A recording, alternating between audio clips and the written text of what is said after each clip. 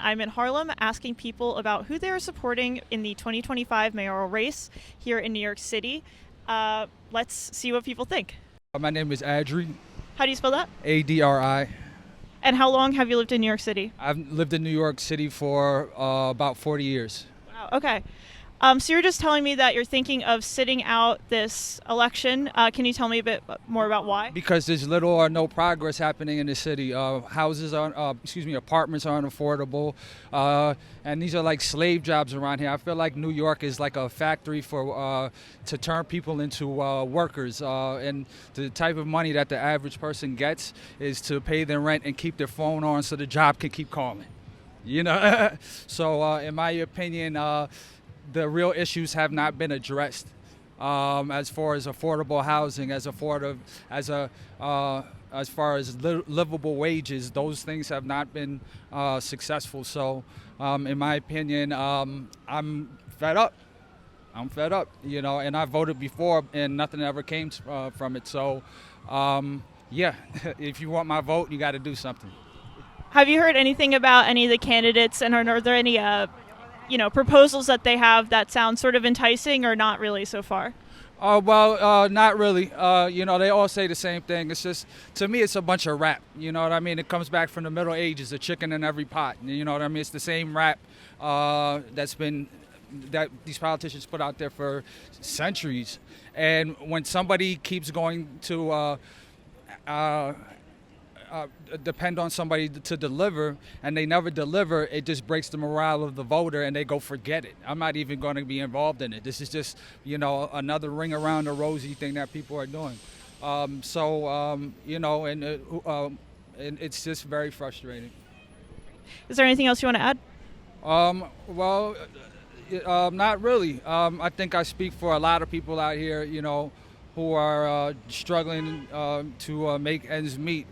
And it's just very frustrating because it's not just not having money. You don't have any money, then your family doesn't like you. And then there's the stress between either your kids or your wife or whoever you stay with. And that causes a ripple effect of destroying a family pretty much. If a man can't provide for his family, that causes major problems at home. Awesome. One more question. There's a candidate named Zohran Mamdani who's proposing to freeze the rent for people who have rent-stabilized apartments. What do you think of that proposal? I think that's a great proposal. It sounds good. You know what I mean? It sounds good to me. That's what I tell these politicians. I want to freeze the rent. It sounds good, but can you make it happen? Because, in my research, the Democrats are actually paid to lose.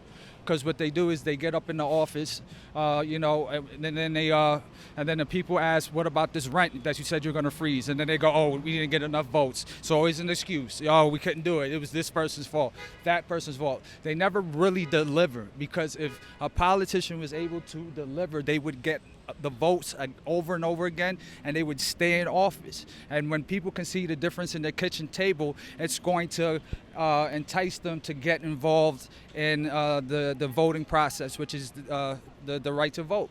So that's how you do it. But in my opinion, you give one of these politicians enough money to look the other way, and they'll take it. How do you go into an office making maybe $80,000 a year and coming out a millionaire? That's because there are things that are being done that are not supposed to be done. So, the money that these politicians are getting are actually controlling what they do.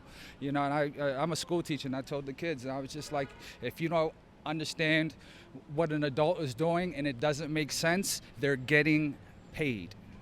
So you mentioned are you a New York City public school teacher? Yes. Can you tell me about what are some policies you would like to see in education that you think would improve your classroom and your school? Oh, okay. Policies in the classroom, a bigger budget to take kids on class trips to expose them to things. I would include a little bit more responsibility on the parents, because the parents are going. The parents are, have lives of their own that are out of control. You know what I mean? And when I see a parent show up to pick up their kid with purple hair and Cookie Monster pajamas on, I already know that there's no structure and order. And for example, we had a get together for the end of the year with the parents. There's so many single moms there, not enough dads.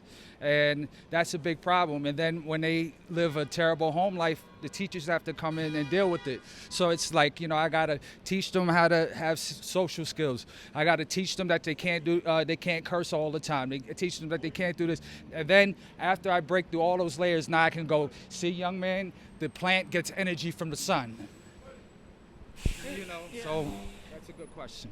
Thank you so much. I really appreciate your time. You're welcome. Yeah, thank you. What's your name? Rakia, How do you spell that? Raquea. And how long have you lived in New York?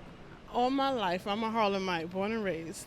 Awesome. So you've lived here all your life. What are the top issues to you as a New Yorker?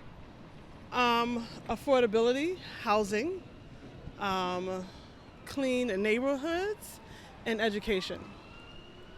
And so the Democratic primary is coming up for the mayor's race. It's June 24th. Do you have any thoughts? Ooh, sorry, it's loud. About who you're maybe thinking of supporting?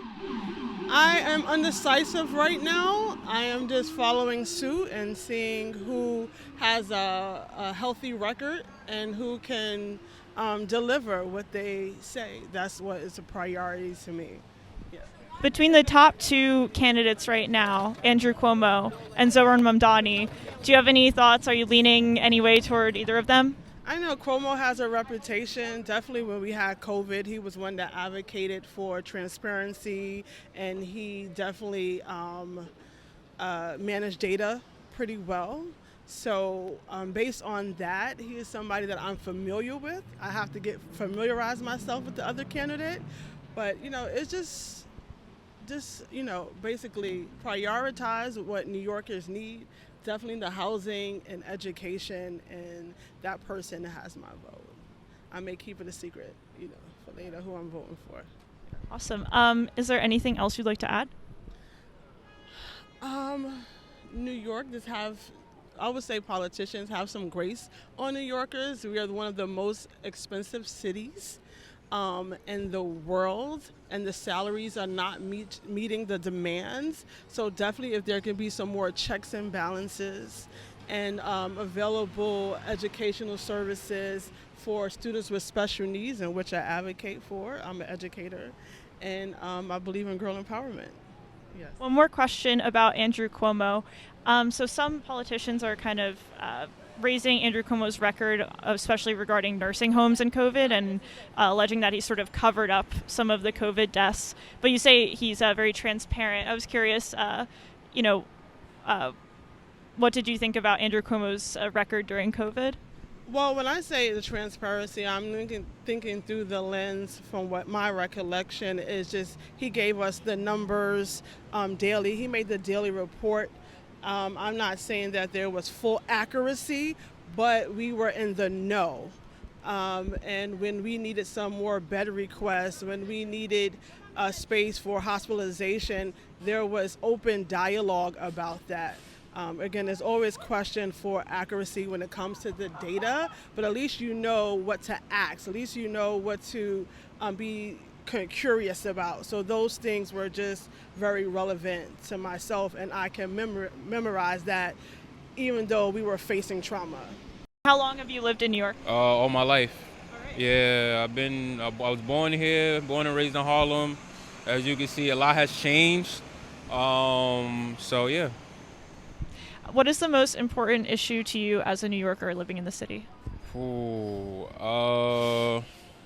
I would say justice reform. As you know, there's a lot of incarceration going on. There's a lot of policies that they got to fix about that as well. And also housing, like rent is crazy. People are out on the streets. People can't afford a job. As you can see, President Trump has raised like taxes and tariffs. So that's an issue as well. So, yeah. And have you been following the mayor's race at all? So we have Andrew Cuomo in the Cuomo top is spot. running. What are your thoughts on him? I think he was the governor. He was alright until that issue happened. And I know his brothers does the news as well on CNN, I believe. Um, I don't know. I don't know. It's a tough one. Like when you get allegations like that, it's tough to, support you and be behind you. I don't know what his policies are. I don't know who the other candidates are as well, so I can't really speak too much about it. But I just know, like, when he was governor, things was okay in the city. But yeah, that's all I got for right now. How long have you lived in the city? 45 years or more. All right, so you've seen it all. Harlem, yes. I've seen this place go from crap to greatness. It's getting better and better. Yeah. I came in the 70s when the heroin addicts, the junkies were walking and falling in the street. It was awful. But listen, it's 2025, and we have you two standing here, so it must have gotten a whole lot better. You feel safe? So we're asking people about the New York City elections coming up for mayor, and I was wondering if there are any candidates that you're leaning toward. I'm not reading much. I'm not scrolling. I'm not on Facebook. I'm not on Instagram. I'm like a bug in the rug doing nothing, happy. But listen, what I love is peace and protection and safety. So whomever it is, male or female, please keep it safe. Make it safe. Make it safer. So would you say that crime and safety is kind of your top issue, or are there other things that are? Of course. I'm in the over 60 group, so I want to be able to walk without feeling unsafe. And also for young people, teenagers, kids, young mothers, men get in trouble too. It's safety is for everyone. Okay, so that's all it's about, safety. Y'all got something to say? Talking about the mayor's race. Yes, okay. Thank you. Thank you. God bless you and stay safe. Thank you. What issues matter to you the most as a New Yorker? The train station really, like, we need better subways, like, needs to be fixed. Too much, like, homeless people on it, too much, like, emergency problems going on, so, just need to fix it up. That's really it. Because I'm paying $2.95 every day to go to the train station, so it's like, a week alone, I'm paying like $50 a week, so it's like, you know what I'm saying? So fix it up, New York. That's really it. Are there any candidates in the mayor's race that you're leaning toward?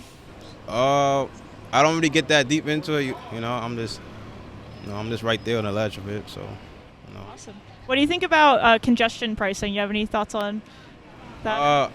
I think it's dumb, because we already pay taxes and everything for like that, so it's like, why I need more money from us? So, like, that's really it.